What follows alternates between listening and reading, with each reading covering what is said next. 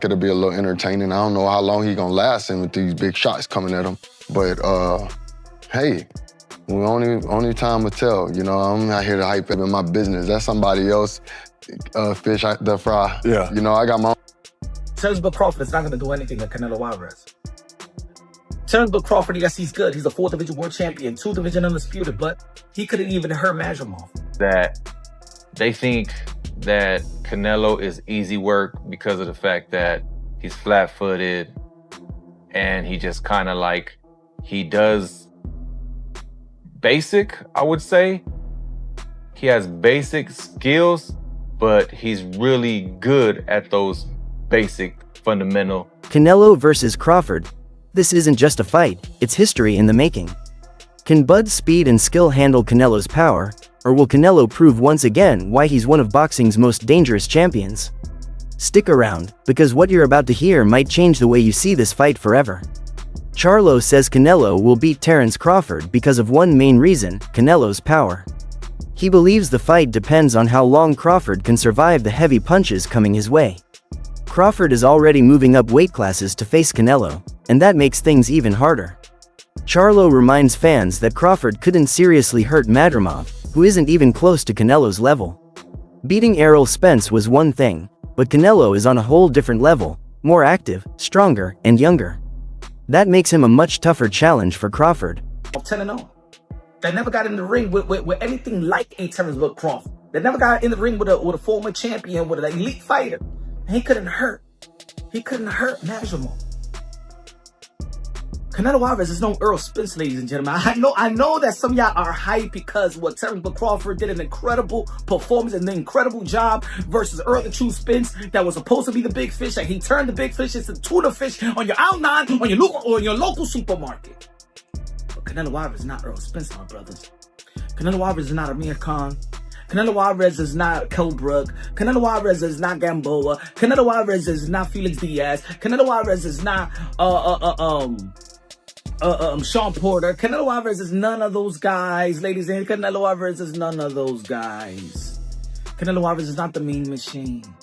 Canelo Alvarez is Canelo Alvarez, regarded as one of the greats. And not just the Mexican greats. I don't like how y'all try to put it. Oh no, he's the best Mexican, just because you don't want to say that he's one of the greatest that ever laced him up. Canelo Alvarez is one of the greatest that ever laced him up. Has carried the sport of boxing on his shoulder. And let me say it like this: leading up to the fight, Canelo Alvarez is more active than Terence Crawford. Canelo Alvarez is more seasoned than Canelo Alvarez is more seasoned than Terence Crawford. He's younger than Terence Crawford. He's more active than Terence Crawford.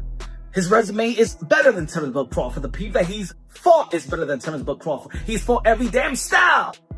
He's fought the best Russians at the time with Kovalev. He fought the best Asian in Kazakhstan and Triple G. Brook also favors Canelo in this matchup. He says Canelo is a completely different type of fighter than anyone Crawford has faced. Crawford's win over Spence was great, but it doesn't prepare him for Canelo. Canelo has more strength, more experience, and knows how to control fights at higher weights. Brook points out that Crawford has never faced someone with Canelo's mix of power, skill, and ring intelligence. That's why this could be the hardest fight of Crawford's career. You've got to sway towards Canelo.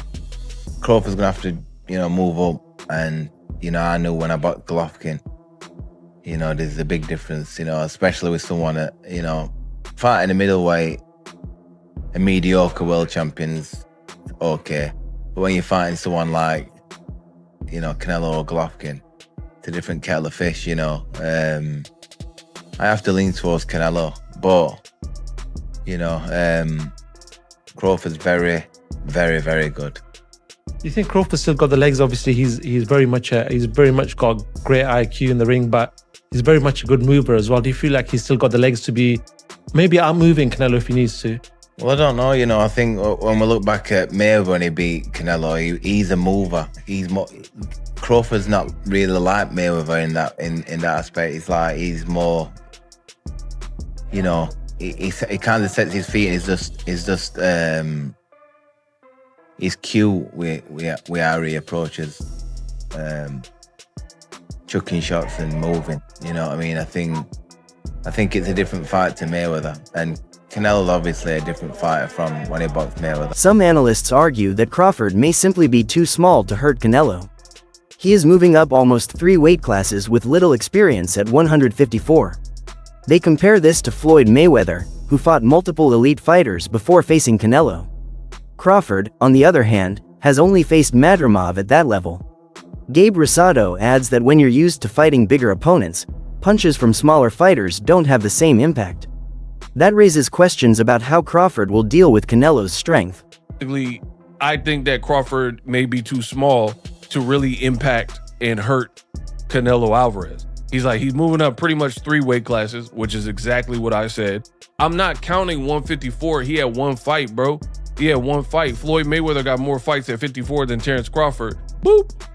Because Crawford, he fought Madrimov. Floyd fought De La Hoya, Cotto, and then he fought Canelo at 152.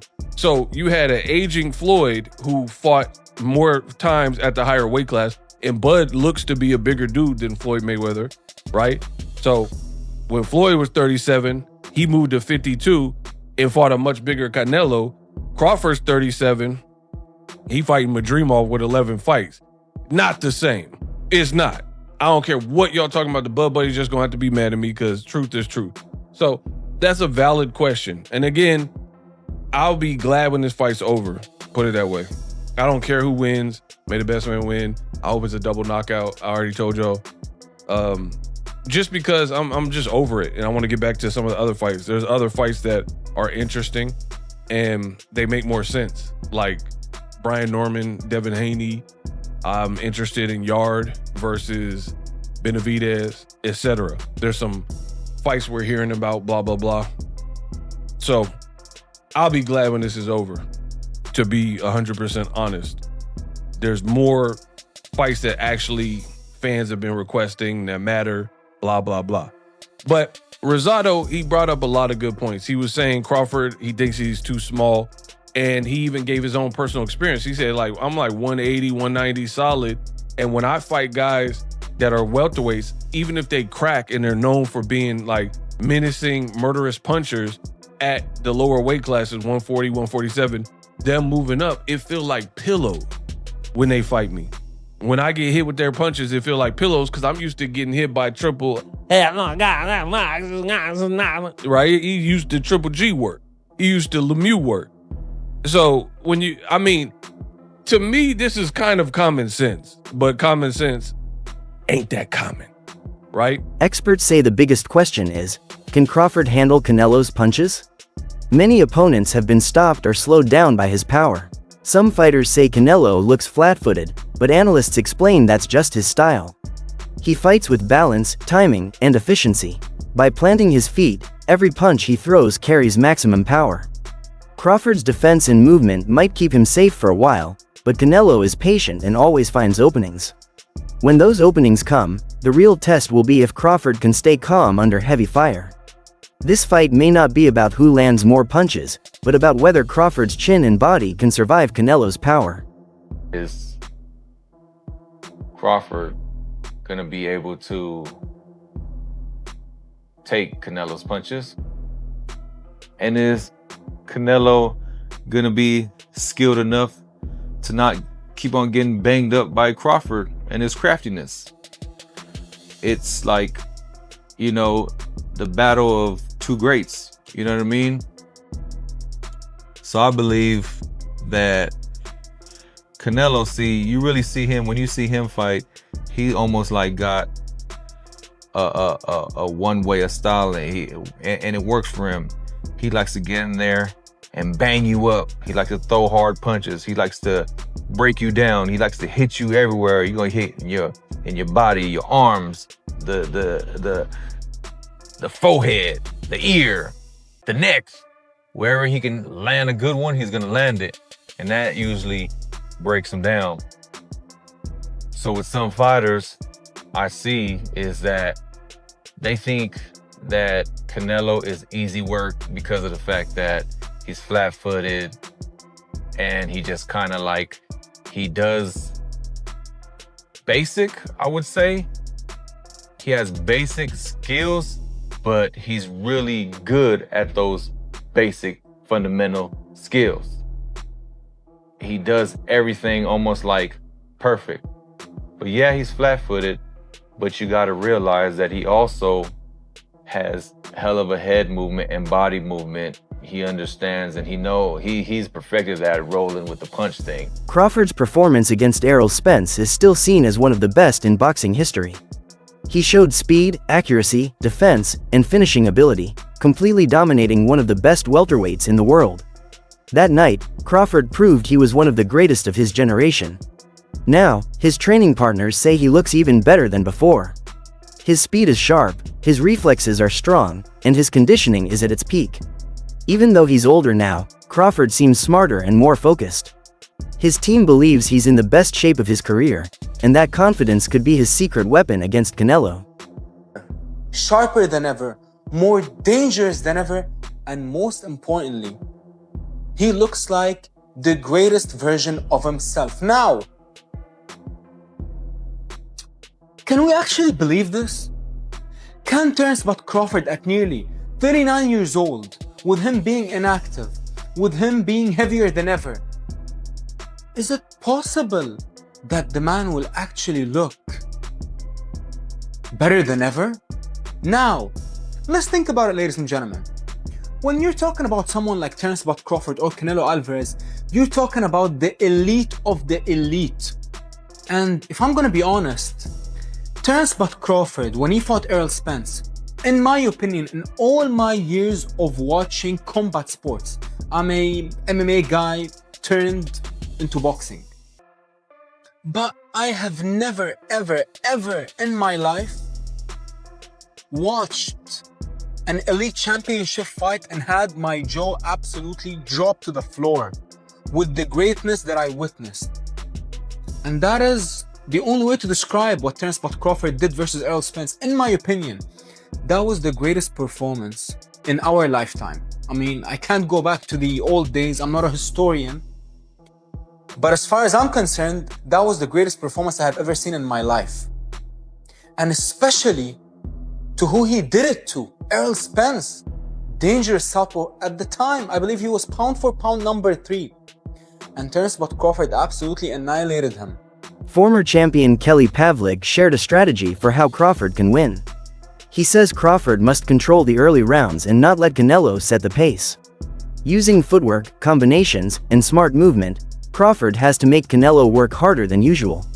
If he can push Canelo to throw more punches and move more, he could drain Canelo's energy. Pavlik points out that Canelo often slows down in the later rounds. That's where Crawford can take advantage, either outpointing him or even scoring a late stoppage. Stay in Canelo's ass a little early on, put Canelo behind, right? Even if it's 3 out of the first 4 rounds, because when Canelo has to fight, okay, when Canelo has to step it up, after 7 rounds, he starts to fade a little bit. We've seen that with Bivol. We've seen it in a lot of his fights with Triple G. You know, when Canelo could control the fight and the ring generalship, like, yeah, he could fight 12 rounds pretty good. But when Canelo gets pushed early on in the fight, he starts to fade muscle endurance-wise. So if I was Crawford, I would kind of stay in his ass a little bit on, the early rounds and make him have to play catch-up in rounds 3, 4, 5. And then by round 7, that's where, he could really step it up. Boxing writer Dan Rafael makes another important point. Canelo has already faced smaller fighters moving up in weight. Floyd Mayweather, Amir Khan, and Miguel Cotto all challenged him despite being naturally lighter. Canelo not only fought them but also adapted to their speed and timing. That proves he can handle shots from smaller men. On the other hand, Crawford has never faced a naturally bigger opponent like Canelo. Moving up to face someone so strong and comfortable at higher weights is a whole new test. This experience gap could give Canelo a major advantage in the fight. Dan Rafael kind of made a great point when talking about sizes. Because he said, if you look at them two together now, they look the same size. Mm-hmm. He said, people have got the idea of the size thing wrong. It's not looking at them as a physical package. It's who has absorbed the bigger shots in the weight division. So, and it was good. It was a very good point. He was like, Canelo has been hit by light heavyweights and super middleweights for the best part of a decade. Basically. He's so used to taking those shots. Whereas Crawford hasn't. Crawford's been hit by 140 guys and 147 guys for the best part of a decade. Yeah. What's Crawford going to be like So basically, you're trying to say Canelo could easily absorb Crawford shots.